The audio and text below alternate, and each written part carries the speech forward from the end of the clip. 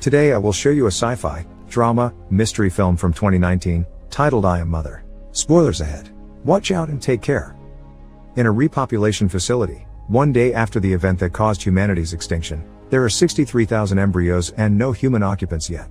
The mother robot, whose main mission is to raise the new human population, is getting ready to raise the first human being after the event. She opens the canisters containing the embryos, takes out the first one, and places it in a gestation chamber. The embryo will gestate into a baby in just 24 hours within the artificial womb. Mother waits patiently, as bombs are heard outside of the facility. Once the fetus has developed into a baby, mother can begin raising the child into a human. The next sequence of the film shows the full developmental stage of the child. Baby is seen taking its first steps, laughing and crying, running around and playing, all under the watchful eye of mother. Baby turns little girl in no time and can be seen making origami animals with mother, dancing ballet, and putting stickers on the robot. One day, the child asks mother why there aren't any more children there, and mother takes her to the embryo room to show her the rest of her siblings. 13,867 days after the event, the repopulation facility now has one occupant. Daughter is already a teenager. She wakes and watches some videos on her tablet while having breakfast. Mother comes in and her hand starts to glitch, so daughter insists to take a look at it. Daughter fixes mother's glitching hand without a problem. Later, daughter gets a little carried away in her ballet practice and is late for her ethics class with mother. The robot asks her to solve a difficult hypothetical situation, but the girl is distracted by her thoughts. When she eventually has a discussion with mother on the subject, it becomes apparent that mother's main focus in her education is the concept of humanity and survival. Mother is worried about the way she answers this particular question because daughter has an important exam coming up soon that would reveal the efficacy of her upbringing. That night, daughter has some difficulty sleeping, so she watches some videos until there is a power outage in the facility. She goes looking for mother, but soon realizes that she's out of power too. Then, daughter finds a broken power line and hears a mouse running around. She sets a trap and manages to fix the problem with the power. While she waits for the power to fully come back, daughter catches the mouse. As soon as the power comes on, so does mother. She finds daughter and the girl shows her the mouse. The little critter worries mother because it might mean that there is a breach in the airlock of the facility. That would mean the contagion from the air outside might leak inside, and the mouse might be a carrier too. Despite daughter's protest, mother incinerates the mouse, explaining how dangerous contamination of the facility might be, not just to her, but the embryos as well. Mother also decontaminates the airlock and quarantines the area. A few days later, they celebrate daughter's birthday and mother gives her a gift. During daughter's birthday dinner, she asks mother if there is a possibility that she is wrong about the habitability of the planet. The robot simply reminds her that she hasn't been wrong about anything so far. The same night, daughter hears something coming from the direction of the airlock. She goes to check, and when she doesn't see anything through the first hatch, daughter puts on a protective suit.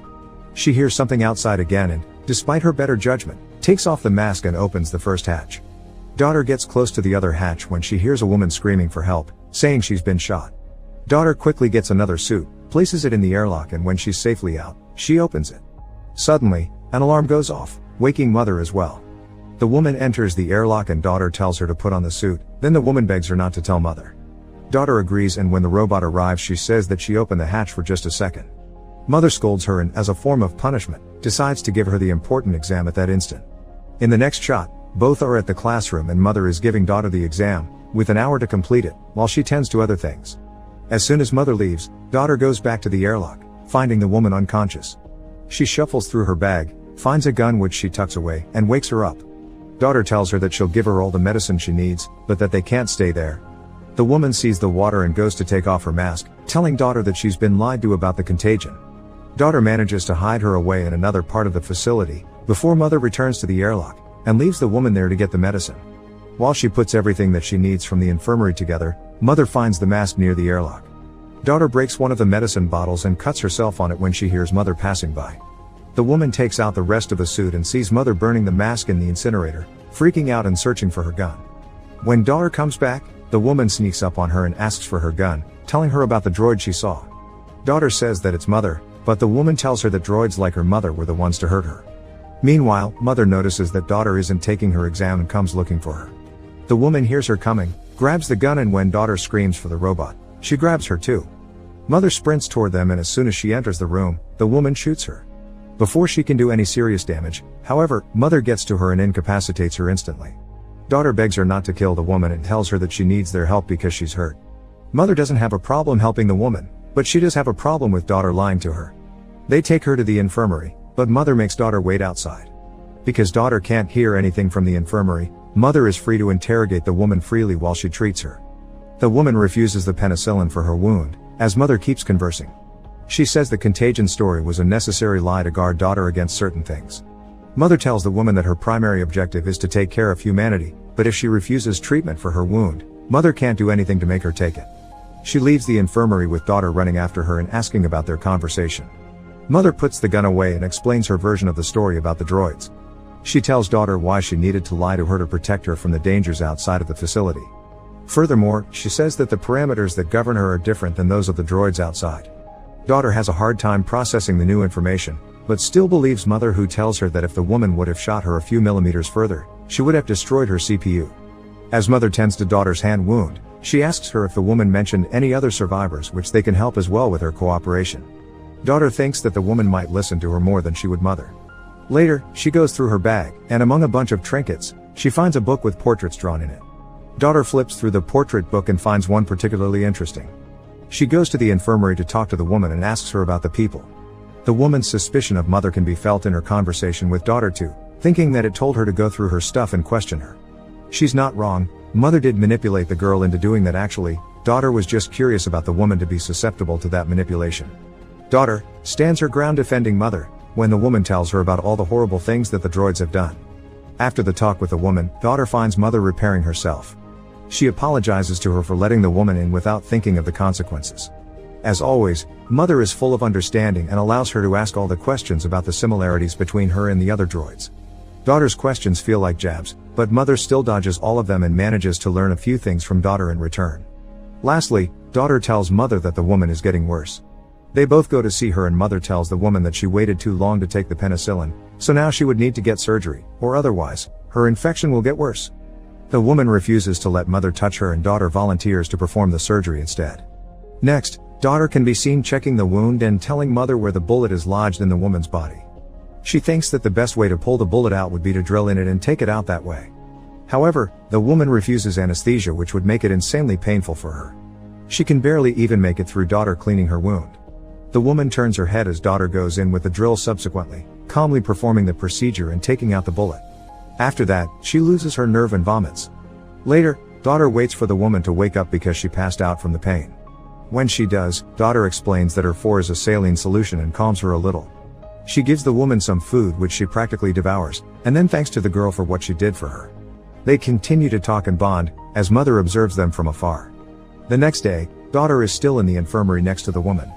The woman is looking through the portraits and daughter sees it as an opportunity to tell her that they can house the survivors in the facility if she shares with them where they are. She trusts the girl, but not the droid, and tells her that whatever she shares about the people, daughter must keep a secret. When the girl agrees, the woman tells her about the camp in the mines where she spent most of her life. Then she tells her that she got to the facility escaping from the droids that killed her stepbrother. She shows daughter his and his wife's portraits in her book and tells her that his parents raised her as their own when she was orphaned. Daughter asks about the portrait of the boy she saw before and the woman tells her that he's about her age.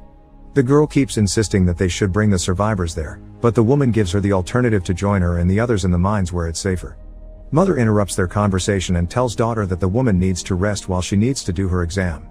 As the two of them leave the infirmary, mother tells her that the bullet fired in her chest matches the one daughter extracted from the woman's wound. Droids don't use the same type of gun, so mother implies that another human might have shot the woman, possibly with good reason. Daughter is worried by the information but still doesn't share the woman's secret. The important exam that daughter takes is constructed around psychological and ethical questions, checking her judgment and empathy levels alike. Meanwhile, mother goes through the woman's things and activates a locator that she will return in the bag. The two last aspects of the exam are the physical and medical. Once complete, mother tells daughter that her results are better than ever. As a reward, she lets her pick an embryo from the lot and finally have a sibling as she has always wanted. Mother commends her for being patient over the years and demonstrating great character. Daughter chooses a male embryo and puts it in the gestation chamber, which sets the timer for 24 hours until the baby is fully formed. Mother and daughter have a nice moment together. The woman makes a weapon when daughter comes to the infirmary to confront her. The woman instantly makes her doubt mother's story about the bullet, convincing her to check for herself. So, later that night, daughter takes mother's broken hand and uses it to open the cabinets where the bullets are kept. Making the side-by-side comparison, daughter notices that the bullets are of completely different size and that mother lied to her. While still in the storage room, she finds a drawer with no label on it. Inside, she finds documents labeled for embryo number 2. Daughter checks the embryo containers and realizes that she wasn't the first, but the third child that came out of that lot. The documents state that the subject was a failure, but the child in the photo looks like daughter when she was younger. Daughter also checks the incinerator for human remains and finds a human jawbone between the ash. The document has the subject as aborted. All of this information breaks daughter's world apart and she goes to talk to the woman again, admitting that she was right about everything.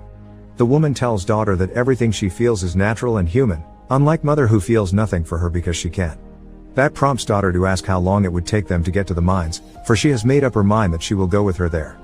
However, the girl wants to wait for her brother to gestate fully so she can take him as well. She's not afraid only about leaving him with mother, but the others as well. The woman tells her that they can leave and get help from the people of the mines, though daughter is adamant about taking her brother with her. They will wait for him, then come back for the others later. The next day, daughter packs the supplies for their journey when mother catches her doing it. She lies to her that she's taking the stuff to spend some time with her brother, so mother takes her to the kitchen to show her how to mix his formula. Daughter gets anxious standing next to mother, who comforts her by saying that she will make a great sister. Then, she exits the kitchen and locks daughter in because she knows what she's planning.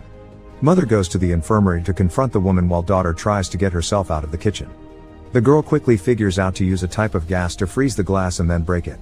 In the meantime, mother plays a recording of the woman's conversation with daughter, letting her know that she's aware of their plan. Mother doesn't want daughter to have a miserable life like the woman and won't let her go.